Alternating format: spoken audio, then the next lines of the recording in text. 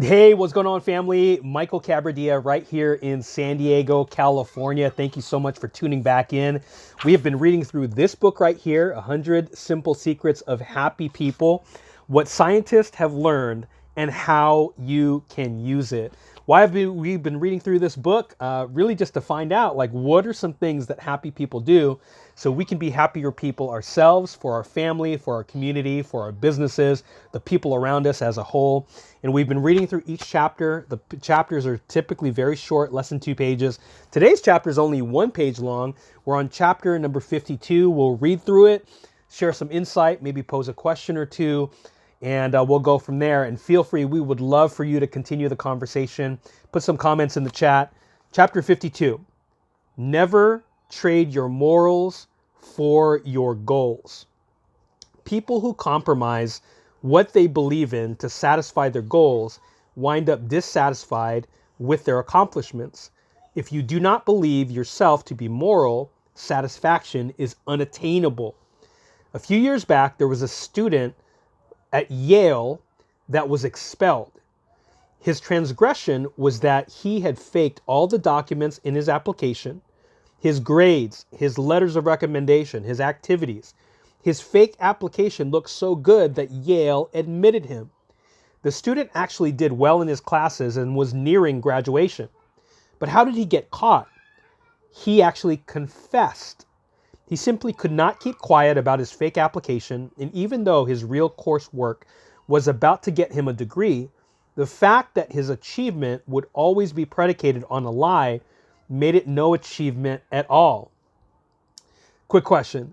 If that were you and that actually happened, do you think that you would have been able to confess and say, hey, I faked all of this stuff, even though I'm doing really, really good in school or really, really good? Would you have been in a position, mindset wise, to confess that, hey, this was predicated on a lie? That's crazy, right? Being happy and being moral, and I don't know what this word means, and I don't know how to pronounce it, but the word is buttress, I believe, but, and then R-E-S-S. I just don't utilize that word. Being happy and being moral buttress each other. People who feel they lack morals report that they are half as likely to feel happy compared to those who feel they are moral.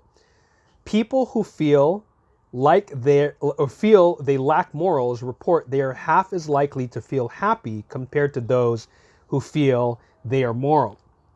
So I work with a business, and in that business, one of the things that we live by is that we always do what is right. And, people can say, like, who are you to say what is right, right? So we always do what is right, regardless of if people are watching. But I've also learned something years ago, and it's called time will either promote you or will expose you. Time will either promote you or expose you. So I believe in business and in life, if you consistently do the right thing over and over and over again over an extended period of time, that will lead to success, right? It'll lead to success in your family life, success in your personal development life, success in your fitness, success in your finances, success in your health in general. If you consistently do the right things over and over and over again, it will lead to success. But if you consistently do the wrong things over and over and over again, you might expect or you might see success in a short period of time. But over the long run, consistently doing the wrong things or even sketchy things or even, things that might seem okay in the short term will ultimately lead to unsuccessful situations over a period of time, right? It's kind of like in a diet. If you're consistently cutting corners, if you're consistently not doing the right things in regards to foundation, you can't sustain it over a long period of time. It'll eventually crumble.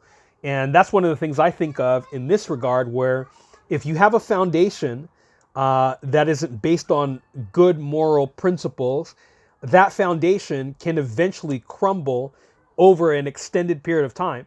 You might experience a little bit of success in the short term, but to experience long-term success, you're going to have to build it on a foundation, a rock solid foundation that is based upon good moral principles.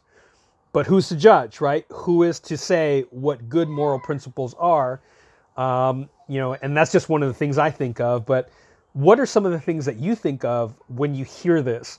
And are there examples in your life, whether it's through you personally, or maybe somebody that you know, or maybe a story that you heard where they didn't build something on sound principles and eventually it all crumbled, right? I can think of a few people in my life, that have been close to me, that have built things on not so rock solid principles that eventually crumbled after a period of time. They might have looked good in a period of time, but over the long term, it didn't, go up and to the right as far as success goes. It went down and to the right as far as success goes in what they were trying to build. So thank you so much for tuning in. We'll see you on the next video, video number 53. God bless you guys. Take care.